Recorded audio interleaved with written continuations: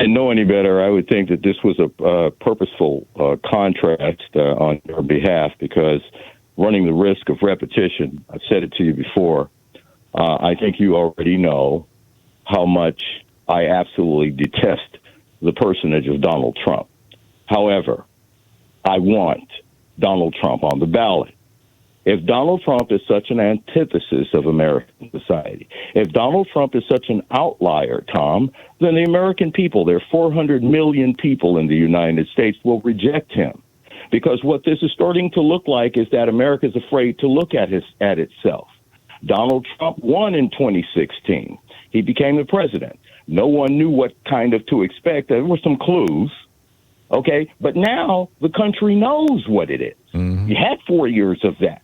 So if the American people want to ratify that, then they should be allowed to, because you see, Tom, if I go to the doctor and the doctor says to me, if I were a person that smoked cigarettes, and I don't, but if the doctor says to me, hey, Kenyatta, you got to stop smoking, man. You're going to develop emphysema, lung cancer, and I keep smoking, and then one day I start coughing up bloody phlegm.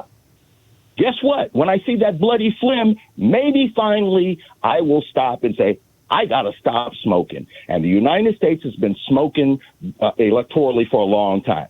Citizens United, all of this crap that you've talked about over and over again, which is relevant. Maybe Donald Trump is the mirror that the United States needs to see, Tom. Maybe this country needs to see that this is who we are. And then finally reject it, because this is not like 2016. This is the United States has had a dose of this guy.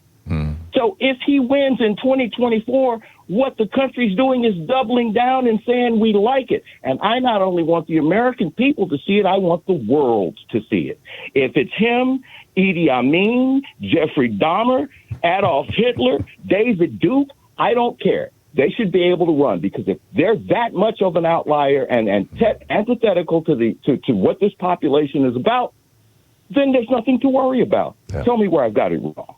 No, I completely agree with your analysis. And the argument on the other side is, are we a nation of laws or not? And the law, and there is no more supreme law than the Constitution. The law is quite clear. If you lead an insurrection, or if you give aid and comfort to somebody who's leading an insurrection, you can't hold public office. So, you've got these two dynamics. I agree with you. I want to see Donald Trump crushed in the polls, and I think it'll be the best thing for the Democratic Party, frankly. That said, I also am a big fan of the law being enforced. Tom, but he's not been convicted of anything. See, that's the problem. I'm not disagreeing with you at all. At all. So your argument is that before he can be prevented from, he needs to be convicted of insurrection. Thank you. Yeah. Yeah, that's the one argument that I have no rebuttal for. You're right.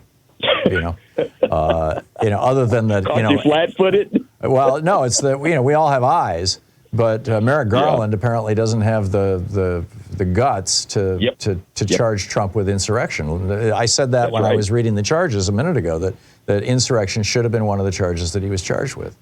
Can I say this to you real quick, Tom? Yeah.